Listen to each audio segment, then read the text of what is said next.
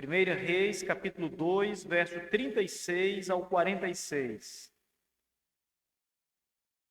Nós chegamos na última parte dos planos e ações do rei Salomão em fazer ali uma limpeza geral dos inimigos do reino. Salomão recebe instruções de Davi, seu pai, já quando Davi está no seu leito de morte. E as instruções de Davi, que, como eu disse na exposição dessa passagem, alguns domingos atrás, ela tem levado algumas pessoas e até mesmo estudiosos a questionar a moralidade do rei Davi, quando ele dá instruções a Salomão para que ele elimine adversários do reino. E eliminar aqui, nas palavras que eu estou usando, significam literalmente matar algumas pessoas. E Salomão dá esta ordem para, Davi dá esta ordem para Salomão, para que ele execute a sentença de morte para a segurança do reino de Israel. E às vezes as pessoas olham para essas passagens, ou passagens como essa, e questionam a moralidade, a espiritualidade, a honestidade, a virtude de pessoas ou de textos como esse, como se não fossem, vou abrir aspas aqui, uma coisa de Deus. Mas nós estamos vendo pela exposição de Reis que a mão do Senhor é que estava dirigindo todo o processo e as coisas estavam acontecendo exatamente como Deus havia determinado, ordenado na eternidade, como Ele queria que acontecesse. Então, uma das coisas que nós precisamos ver quando encontramos passagens assim, é que o Senhor Deus, que fez o seu plano eterno, Ele está conduzindo o mundo conforme a sua vontade, e Ele usa os seus instrumentos para dar cabo à sua vontade. Davi é um instrumento de Deus, Salomão é um instrumento de Deus, os ímpios muitas vezes são instrumentos de Deus na execução do seu plano, e até mesmo o diabo é usado por Deus como seu instrumento. E assim o Senhor faz o que quer, de maneira santa e justa, sem cometer pecado, e o seu plano não cai por terra. A sua palavra sempre prevalecerá. Vamos ler então 1 Reis, capítulo 2, a partir do verso 36. Depois mandou o rei chamar a Simei e lhe disse: edifica-te uma casa em Jerusalém e habita aí, e daí não saias, nem para uma parte, nem para outra. Porque há de ser que no dia em que saíres e passares o ribeiro de Cedrom, fica sabendo que será morto. O teu sangue cairá então sobre a tua cabeça. Simei disse ao rei: boa é essa palavra. Como disse o rei, meu senhor, assim fará o teu servo. E Simei habitou em Jerusalém muitos dias.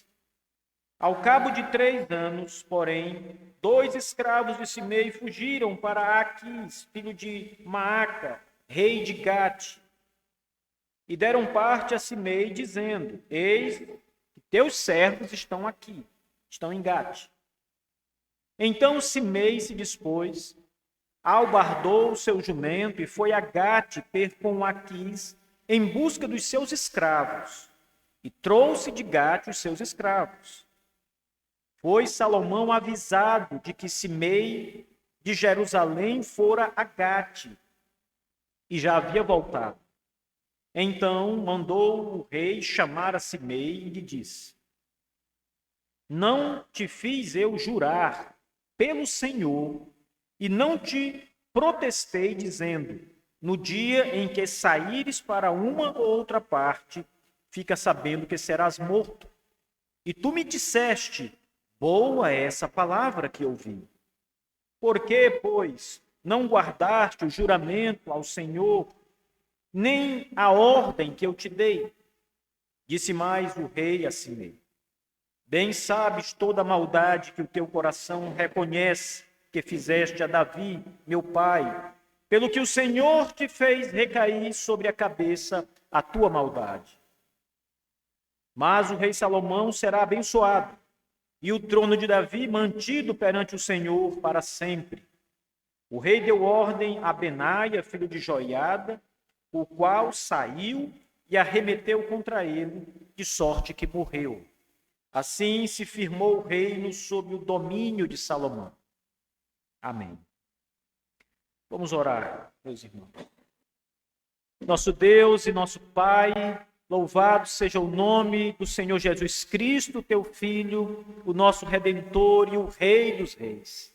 Senhor, nós estamos reunidos na tua presença nessa manhã para adorar, para bendizer o Senhor, para admirar e apreciar com a nossa alma a tua beleza, a tua virtude, a tua palavra, a tua boa palavra, Senhor. Estamos aqui para aprender, Senhor Deus. Estamos aqui para sermos edificados pelo Espírito Santo. Por isso, fortalece-nos com a tua palavra. Que teu Espírito nos encha de gozo, de alegria, Senhor Deus. Que a tua palavra nos revigore, nos anime para a semana. Nos dê instrução e que o nosso coração se curve, Senhor Deus, diante da verdade. E sejamos submissos, Senhor, dispostos a obedecer, a andar nos teus caminhos, a te louvar pela tua grandeza e pelo teu poder, pela tua sabedoria, pela tua majestade. Dai-nos, Senhor Deus, tudo isso para a glória do teu nome, para a nossa edificação, em nome de Jesus Cristo, nosso Senhor. Amém.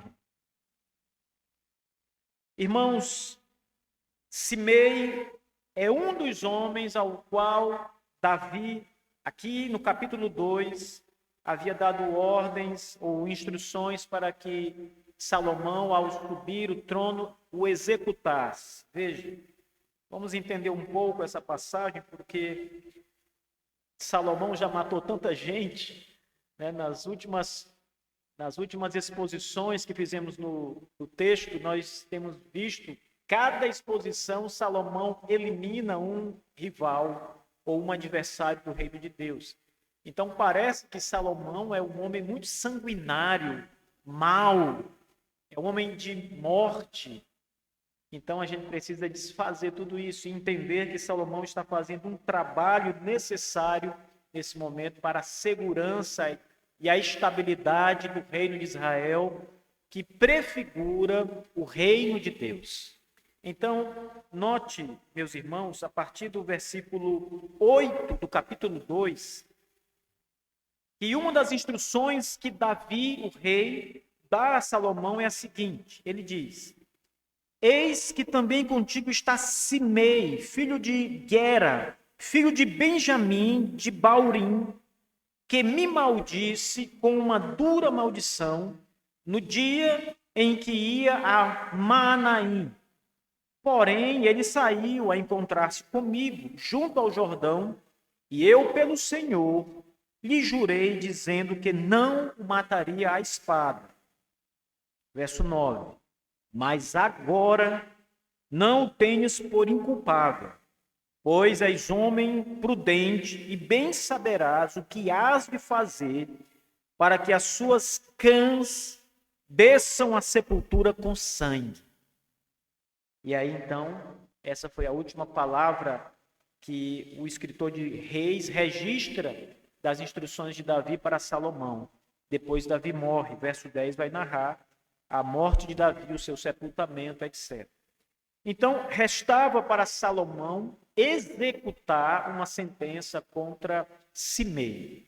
Veja, quais são os crimes de Simei? O primeiro crime de Simei mencionado aqui é que ele se levanta contra o rei Davi há algum tempo atrás, quando Davi ainda estava no reino, óbvio, e estava ali sendo perseguido por Saul, perseguido por seus adversários. E Simei, que era um homem aparentado da tribo de Saul, ele é também da tribo de Benjamim, como Saul era da tribo de Benjamim, E eles então eram parentes de sangue. E como Davi era o rei, na verdade Saul já havia morrido nessa altura, esse homem Simei se levanta contra Davi. Davi está em Maanaim e nessa ocasião em que eles se encontram, Davi numa situação desfavorável, esse homem Simei começa a lançar pedras em Davi. Ele começa literalmente a apedrejar o rei Davi. E o rei está ali como fugindo, numa situação que não estava muito favorável, muito boa para ele. E Simei se aproveita disso. Além disso, Simei também lança uma maldição contra o rei de Israel, contra Davi. Ele amaldiçoa o rei, que lembrem, irmãos, é o ungido do Senhor naquele momento. Ele não era simplesmente um rei como nós podemos conhecer os reis de hoje. E eu nem me refiro aqui a presidentes, eu estou me referindo a reis mesmo, como o rei da Inglaterra, o rei Charles. O rei Davi não era um rei como esse. O rei Davi era um rei ungido por Deus, separado, escolhido, cujas profecias bíblicas apontavam para ele e cuja promessa de Deus estava sobre ele, de que o seu reino iria subsistir diante dos seus inimigos. Ele era um rei que representava o Senhor. E esse rei, então, ele é amaldiçoado por esse homem Simei. Essa história ela vai estar no livro de Samuel. Vocês podem depois conferir esse relato desse encontro de Simei com Davi e tudo que aconteceu ali. Só que Simei se arrepende disso. Depois que o rei dá a volta por cima, Simei se encontra numa situação difícil. Ele achava que o rei ia cair ou ia morrer, ou não conseguiria escapar, mas Davi escapa, a mão de Deus está com ele, e Simei então disse assim, poxa, por que eu fui amaldiçoar o rei? E ele não morreu, ele está vivo. E agora? Então ele vai até Davi e pede desculpas por tudo que fez.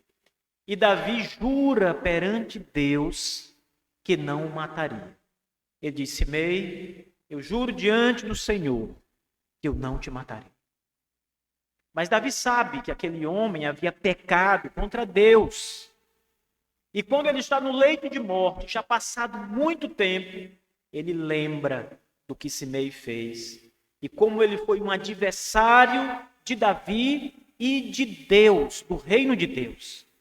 E as suas orientações, como nós vimos agora no capítulo 2, nessa parte final, foi para que Salomão o elimine do reino. A intenção de Davi, ao orientar seu filho a eliminar com a morte a Simei, não era simplesmente uma vingança barata. Não era porque Davi estava magoado com Simei, com a sua moral ferida, seu orgulho ferido, não era isso. Não era uma questão meramente pessoal.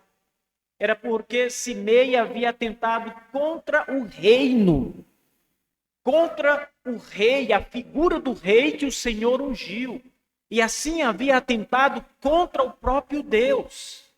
Segundo lugar, Davi sabia que Simei era um adversário potencial para se levantar contra o reino de Salomão, seu filho.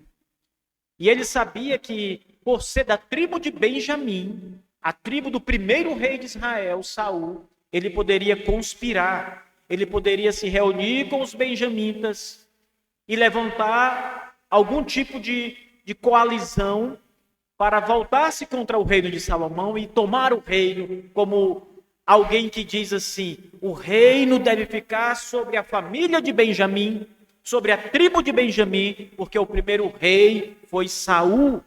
Então alguém de Saul, de Benjamim, deve ser o verdadeiro rei. Salomão era de uma outra tribo. Davi era de uma outra tribo, não era benjamita.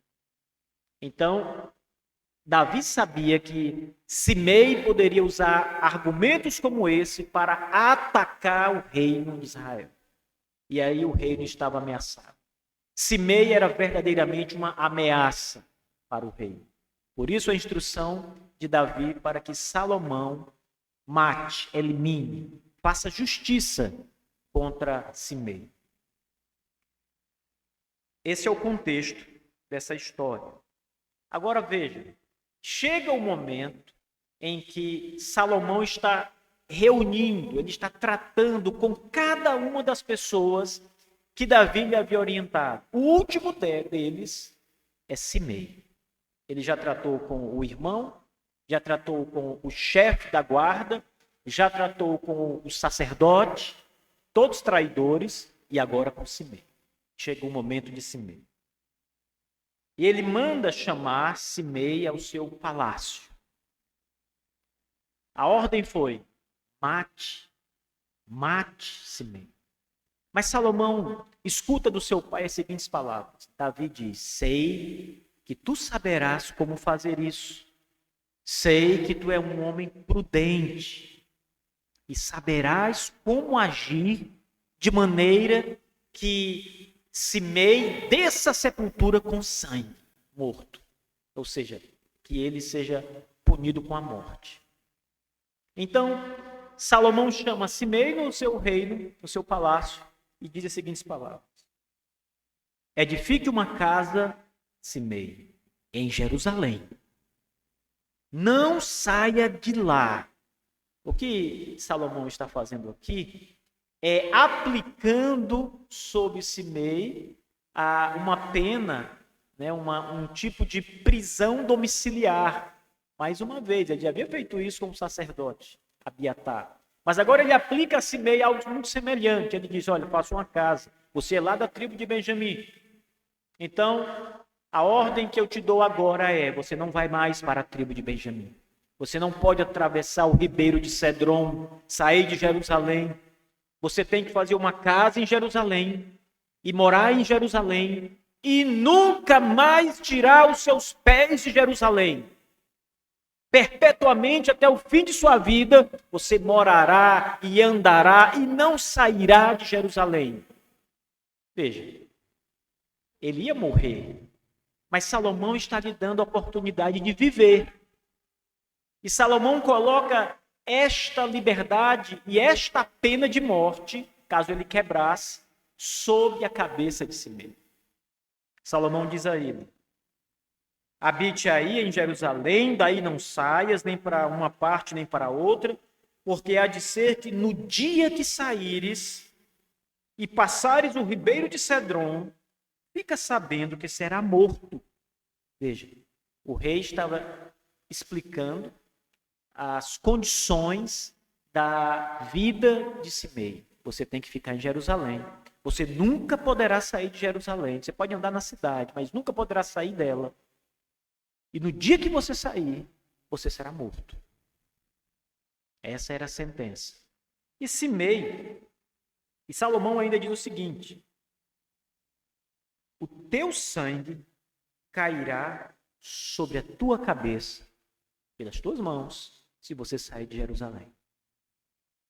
Se você ficar em Jerusalém, viverá até o último dia. Mas se sair, se decidir sair, é responsabilidade sua, o seu sangue estará sobre a sua cabeça. Essa é a proposta de Salomão. E Simei, quando escuta aquilo, achando que iria ser morto, ele diz: ó rei, é muito boa a tua palavra. Farei exatamente como o Senhor, meu rei, está dizendo. E viverei em Jerusalém. Nunca sairei de Jerusalém.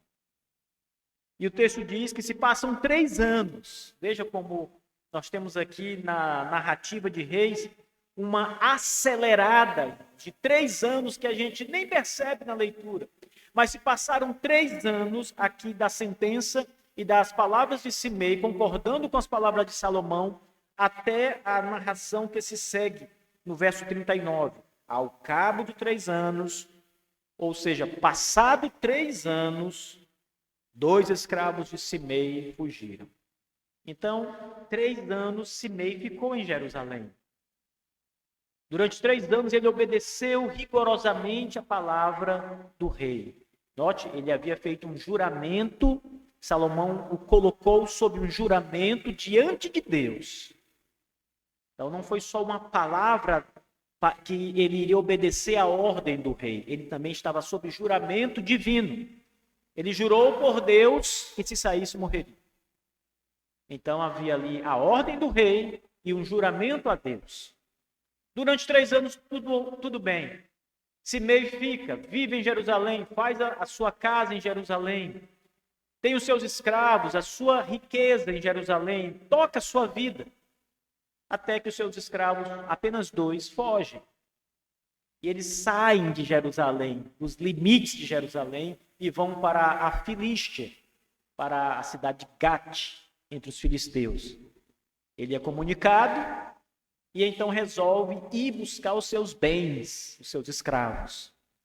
Ele ultrapassa o Vale do Cedron, quebra a promessa a Deus, desobedece à sentença do rei e vai até o rei Aquis, de Gate, recupera os seus escravos. Eu fiquei pensando, quando estava estudando esse texto, como é que um homem como Simei, que era apenas um cidadão de segunda classe de Israel, porque a sentença de Salomão tornava ele um cidadão menor. Ele estava preso a Jerusalém. Não era um cidadão livre, ele era um cidadão de segunda classe. Ainda que tivesse alguns bens, não era um homem grandemente poderoso. Como é que ele conseguiu ir até o reino dos filisteus, Gate, diante do rei e trazer os escravos de volta? Havia um acordo entre os reinos do Antigo Oriente Próximo de que as propriedades elas seriam devolvidas se não fosse guerra, né? Se houvesse um ladrão e roubasse uma propriedade de alguém em Israel, lá entre os filisteus, o rei filisteu devolveria o roubo para o devido dono e puniria aquela pessoa que roubou. Então, Simei, provavelmente esse tratado vigorava entre a Filístia e Israel, e ele então foi usando o direito de recuperar seus escravos e trouxe seus escravos de volta. Falaram para o rei Salomão. Simei saiu de Jerusalém, mas já voltou. Foi até os filisteus, mas já está de volta.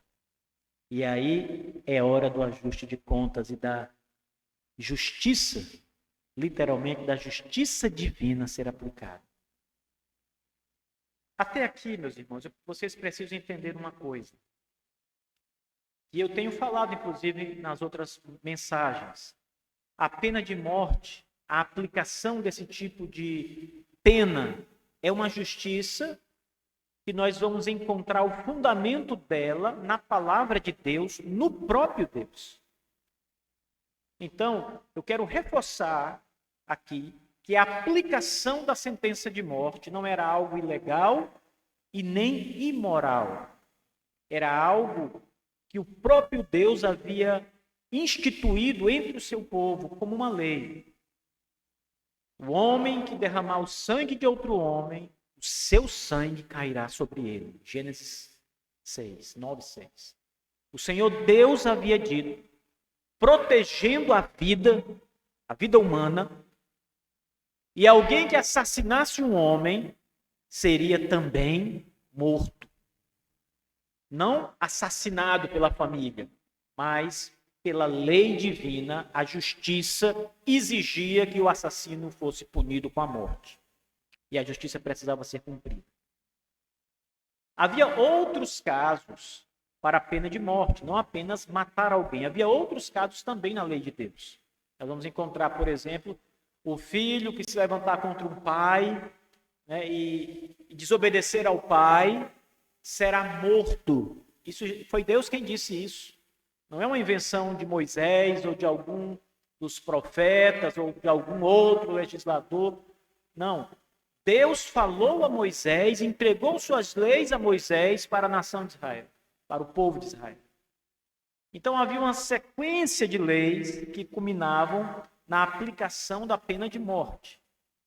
Então, Simei havia se levantado contra Davi, contra o reino de Israel, contra o próprio Deus, e sua pena era digna de morte, apesar de que Davi o tenha poupado por misericórdia nos seus dias. Então agora Davi diz, olha, ele estava sob juramento meu, Salomão, mas não está sob juramento seu. Você pode executar a sentença contra ele. E veja, irmãos, algumas coisas interessantes que nós aprendemos nessa passagem aqui. Quando eles se encontram, ele manda chamar Simei e ele relembra o juramento de Simei. Ele diz, olha, você jurou pelo Senhor, você desobedeceu o meu decreto como rei de Israel. E você sabe, isso é muito importante, o que está aqui no verso 44. Salomão diz, você sabe, Simei, bem sabe, toda maldade que o teu coração reconhece que fizestes contra Davi, meu pai. Você sabe como foi mal, quanta maldade, quanto pecado havia em teu coração contra o rei de Israel, Davi, o ungido do Senhor. O teu coração, Simei, te acusa.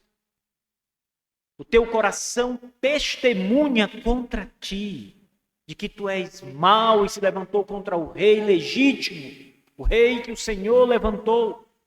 O teu coração te acusa e tu sabes que te levantaste contra o reino do Senhor. Então Davi estava só lembrando, Salomão estava só lembrando a Simei os seus pecados, a sua culpa.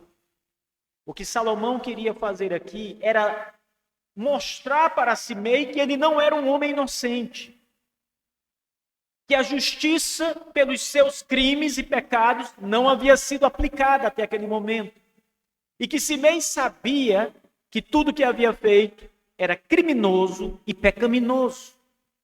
Então, Salomão está trazendo à memória a maldade daquele homem, Simei. Segundo, outro crime, agora um crime recente. Salomão está dizendo, verso 43, por que não guardaste a ordem que eu te dei? Eu sou o rei de Israel. Eu sou o homem que Deus separou e ungiu, e reconhecidamente pelo povo de Israel subi ao trono. Meu pai entregou minha coroa, não deu ao seu filho mais velho, mas a mim, porque eu estou dentro da promessa de Deus. Salomão tinha consciência de quem ele era no plano divino, pelo menos parte disso ele sabia. E ele sabe aqui que tinha autoridade como rei e como ungido do Senhor sobre todo o povo de Israel. Então ele pergunta a Simei, ele faz lembrar a Simei, você sabe que desobedeceu a ordem que eu te dei, a sentença de não sair de Jerusalém. Terceiro crime de Simei, o mais grave, ainda no verso 43. Por que não guardaste o juramento que fizeste ao Senhor? Ele desobedece ao rei, à ordem do rei, ele não guarda a sua palavra de juramento a Deus. Ele cometeu crimes no reino de Davi e comete crimes no reino de Salomão. Todos crimes graves. Então, essas palavras servem para nos orientar da justiça que virá a seguir, que é a sentença de morte. Serve para nos orientar que a aplicação da justiça da morte é literalmente justa para si mesmo. Salomão não está matando porque tem prazer na morte. Não está matando porque tem um problema particular com Simei. Ele está aplicando, como nos outros casos, a justiça do reino. Está fazendo valer as sentenças do reino. Irmãos, até aqui nós olhamos essa questão como uma coisa civil. Existem leis, se alguém desobedece à lei, existe ali uma sentença que a lei prevê para aquele crime. Pense no nosso país. Se alguém desobedece às leis do Brasil, a nossa Constituição assegura que há uma sentença específica para um determinado crime específico. Então, até o momento, O que Salomão está dizendo é o seguinte: olha, você tem crimes nas suas mãos. Você pecou contra Davi e este crime nunca foi julgado. Meu pai jurou que não te mataria e ele cumpriu sua palavra, mas eu não estou sob esse juramento. Você tem crimes a pagar. E agora você comete novos crimes contra o rei e contra Deus. E você tem novas contas a ajustar no reino.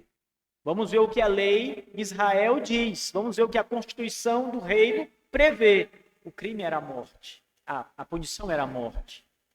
Até aqui nós estamos vendo a coisa de maneira civil, de maneira humana. Mas essa história não é uma história para olharmos de modo meramente humano. Deus estava conduzindo o reino. Deus estava fazendo justiça. A mão do Senhor estava ali guiando todos os acontecimentos. Veja a palavra que Salomão, o rei, diz no verso 44, quando ele vai aplicar a sentença de morte. Ele disse assim: bem sabes toda a maldade que o teu coração reconhece que fizeste a Davi, meu pai, pelo que o Senhor te fez recair sobre a cabeça a tua maldade.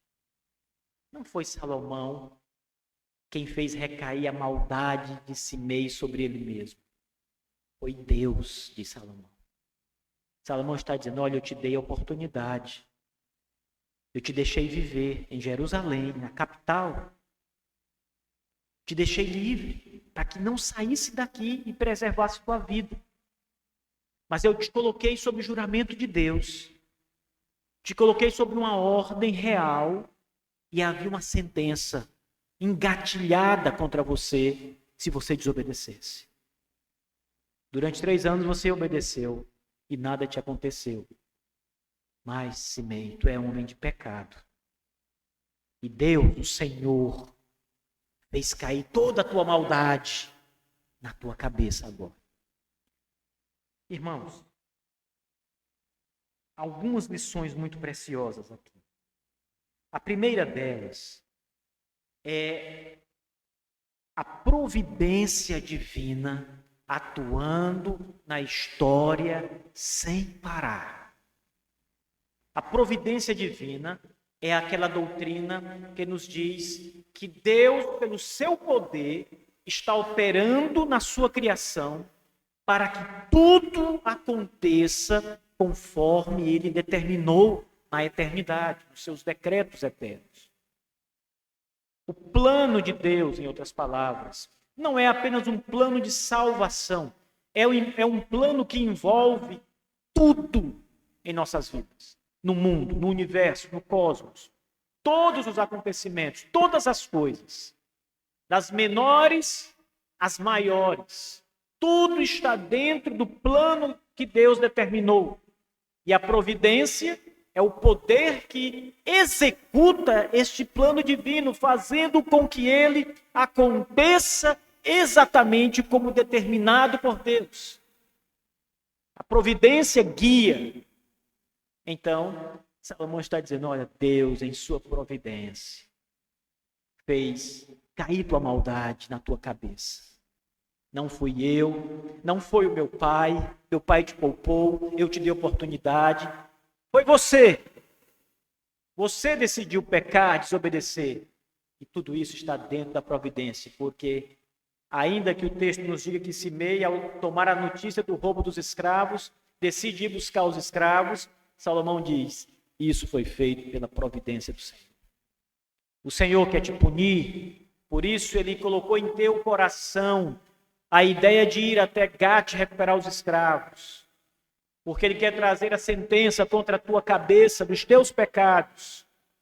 Isso está dentro do decreto do Senhor, determinado pelo Senhor, para trazer justiça ao reino.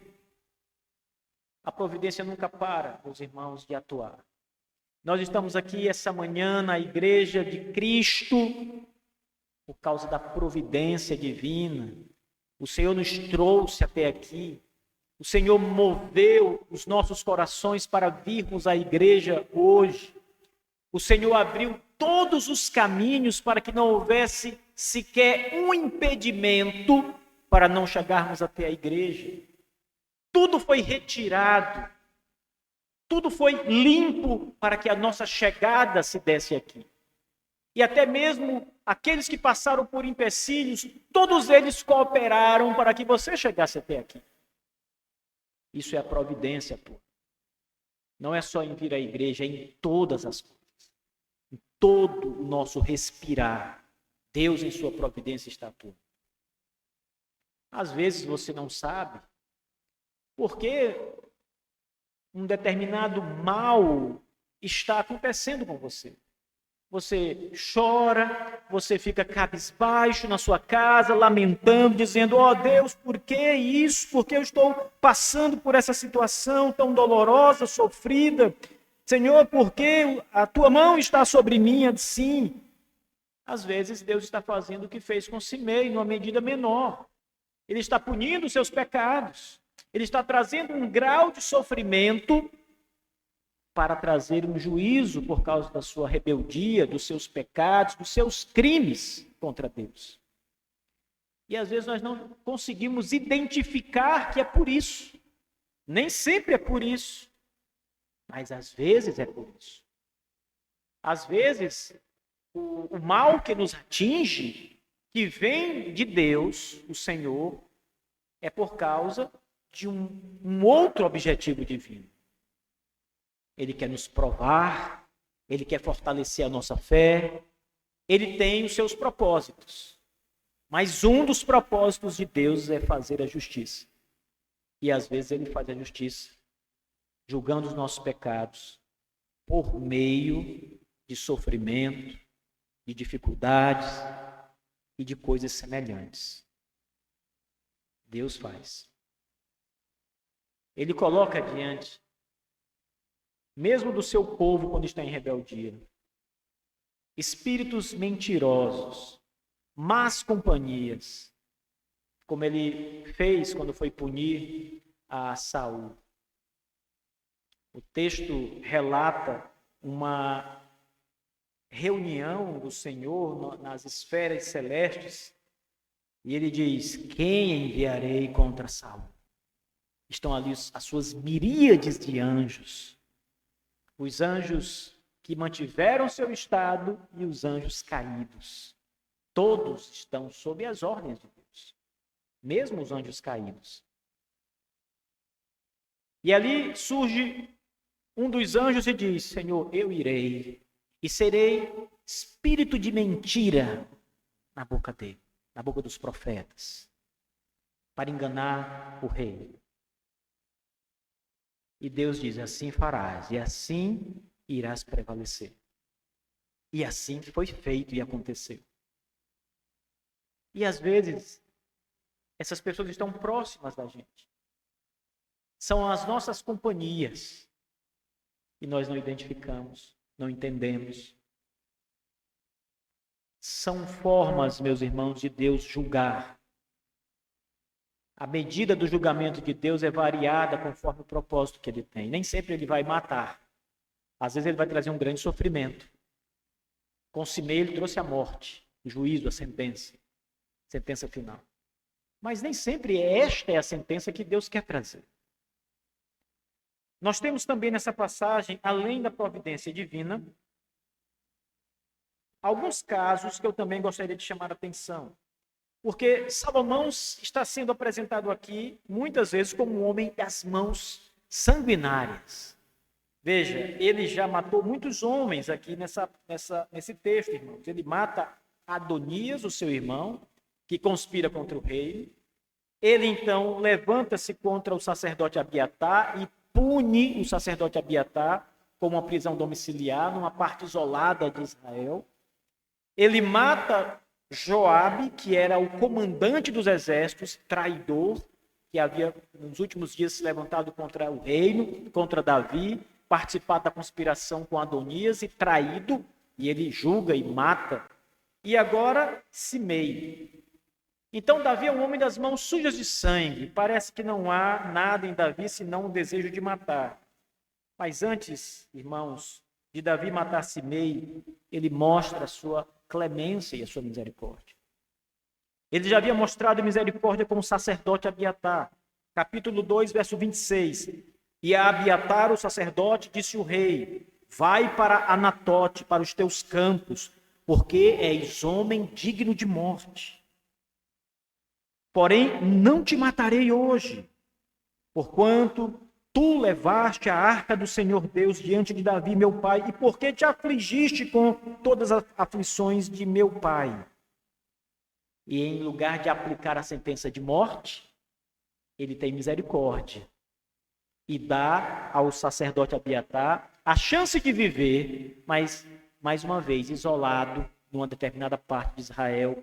Abiatar é expulso do sacerdócio e está ali sob uma prisão domiciliar, mas não morre. Com Simei, algo assim também acontece. O rei usa de misericórdia. Quando o rei decide não matar Simei, mas colocar a vida de Simei diante do próprio Simei, você mesmo guardará a sua vida. Se obedecer, manterá a sua vida. Mas se desobedecer, será morto. Está sobre tua cabeça a decisão. Ele usa de misericórdia. Porque ele poderia simplesmente aplicar a sentença. E era justa. Porque ele era um homem digno de morte. Seus crimes eram crimes de morte. Mas o rei tem o poder de ser clemente e gracioso. Ele pode perdoar um crime. E ele, então, não perdoa o crime, mas reduz a pena, dando a Simei a oportunidade de viver. Isso é misericórdia, irmãos. Nós aprendemos uma coisa com toda essa história dos julgamentos de Salomão. E uma delas é que a justiça sempre acompanha a misericórdia. A misericórdia precede a justiça. Ela vem antes. Salomão foi misericordioso com seu irmão. Lembrem da história. Ele queria usurpar o reino, reuniu muitos homens, mas Salomão perdoa. Quando ele é colocado na presença do rei Salomão, e ele era o irmão mais velho, ele é colocado na presença do rei Salomão, Adonias, mesmo sendo o irmão mais velho, e Salomão diz: volta para tua casa. Não dá nenhuma sentença contra ele. Vai embora. Viva. Está poupando o próprio irmão, que era uma das grandes ameaças. E ele só mata Adonias quando Adonias volta a tentar alguma coisa contra o rei. Aí então ele diz: ele tem que morrer. Ele está se levantando contra a segurança do reino de Deus. E ele o executa, mas primeiro vem a misericórdia. Vá para casa e viva. Quando ele se dá com Abiatar, como eu frisei, ele não mata e diz: isole-se no campo. Vem a misericórdia. Quando ele se depara com Joabe, ele não vai matar Joabe simplesmente. Ele executa a sentença justa de morte. Mas a misericórdia acompanha. E agora, no caso de Simei, nós encontramos a mesma coisa. Ele poderia matar Simei, mas diz: vive em Jerusalém, nunca saia de lá. A justiça é acompanhada da misericórdia. Essa é uma lição para nós. Nós, como igreja do Senhor, como imagem do nosso Redentor Jesus Cristo, precisamos ser homens misericordiosos. As nossas mãos não devem ser ávidas pela justiça, em primeiro lugar. Seja clemente, seja misericordioso, seja paciente, seja longânimo em aplicar a justiça. Todos estes são atributos divinos que nós encontramos em Deus enquanto ser divino e encontramos em Jesus Cristo, homem. O Senhor Jesus, o Deus homem, foi tudo isso. Misericordioso, clemente, longânimo. Nós, como imagens de Deus, como servos do nosso Senhor Jesus, precisamos ser como Ele, também na misericórdia, na paciência, no perdão, em esperar Quando alguém machuca você, fere você, qual é a sua reação? Qual é o primeiro pensamento que vem na sua cabeça? Quando alguém te faz um mal, quando alguém diz alguma coisa que não te agrada, age contra a sua vontade, você quer uma coisa, mas a pessoa faz diferente, qual é o primeiro pensamento que vem ao seu coração? É ódio contra aquela pessoa. Não significa que você quer matar aquela pessoa, mas há ódio em seu coração contra aquela pessoa. Você quer que aquela pessoa se dê mal, pague por isso, sofra de alguma forma. O grau da sentença que está no seu coração pode ser variado, mas sempre há um grau de sentença contra aquela pessoa. E se você tivesse o poder nas mãos absoluto, você aplicaria a sentença imediatamente. Antes disso, irmãos, é preciso ter a misericórdia. E a misericórdia sempre é mais difícil do que a aplicação da justiça. Porque a misericórdia, ela é maior do que a justiça. A misericórdia, ela ultrapassa a justiça. Veja, a sentença que Deus aplicou a nós, aliás, a sentença que Deus poderia, com justiça, aplicar a todos nós, era a morte eterna. Se Deus tivesse feito isso, e tivesse matado toda a raça humana, não haveria injustiça nenhuma em Deus. Ele continuaria sendo o mesmo Deus santíssimo, justíssimo, não haveria nenhum tipo de injustiça. Mas a misericórdia é quando Deus diz, eu não aplicarei esta justiça e no lugar dela aplicarei a misericórdia. Ela é maior do que a justiça. A justiça é algo automático, imediato. A lei prevê, faça isso e receberá isso. A misericórdia ela é aplicada conforme a vontade divina, ela é maior. É um desejo de perdoar, de esperar, de ajudar. A misericórdia sempre é favorável, ela sempre é positiva, ela sempre é boa. Não há misericórdia ruim, não há nada de mal na misericórdia. Sempre que você usa de misericórdia, você está usando de algo bom. A misericórdia sempre é uma ação boa. Não quer dizer que a pessoa mereça. Não quer dizer os frutos que vão se desenrolar ou se desdobrar a partir da ação, da aplicação da sua misericórdia. Estou falando do ato de ser misericordioso. É um ato bom. Antes da justiça, irmãos, apliquem a misericórdia. Quando o nosso Senhor Jesus Cristo estava na cruz pregado, um dos homens, soldados romanos que estavam ali, cuidando daquela cena, daquela situação, da crucificação, o Senhor Jesus Cristo ora ao seu Pai e diz, ó Pai, perdoa-lhes, misericórdia, perdoa-lhes, não sabem o que estão fazendo, perdoa-lhes, Pai.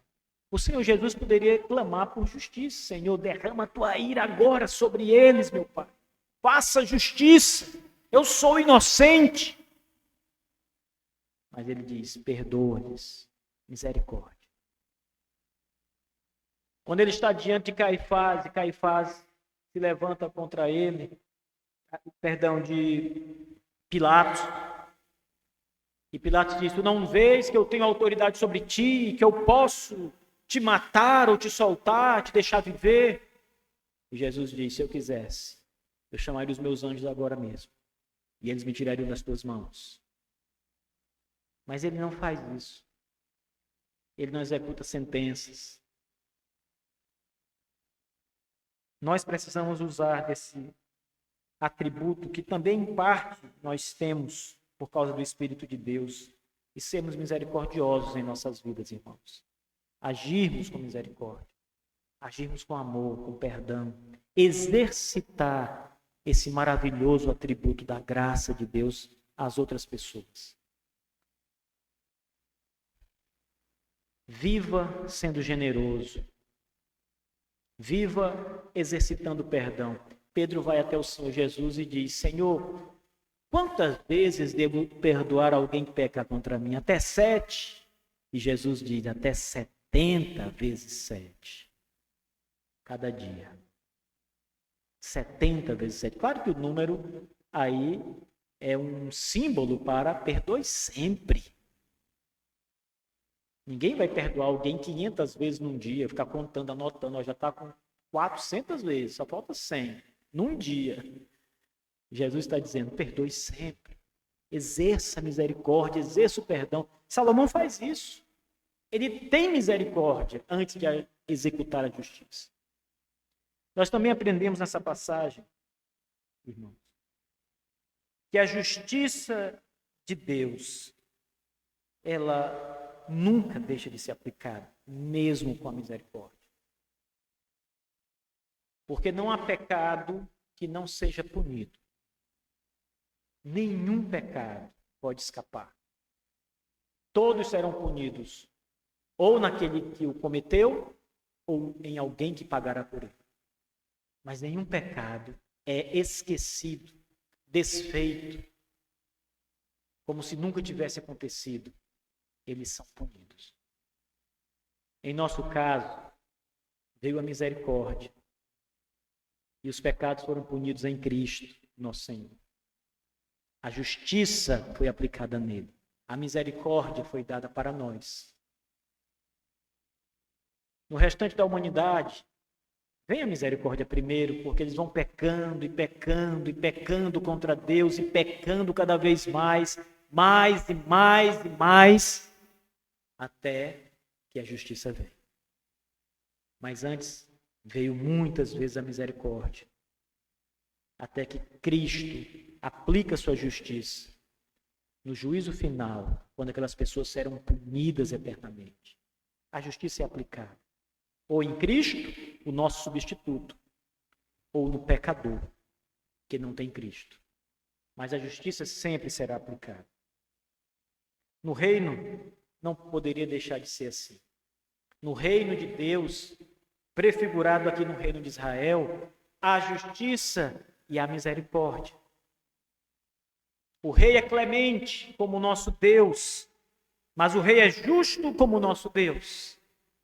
As duas coisas estão nele, a clemência e a justiça, a misericórdia e a aplicação da pena que a justiça exige.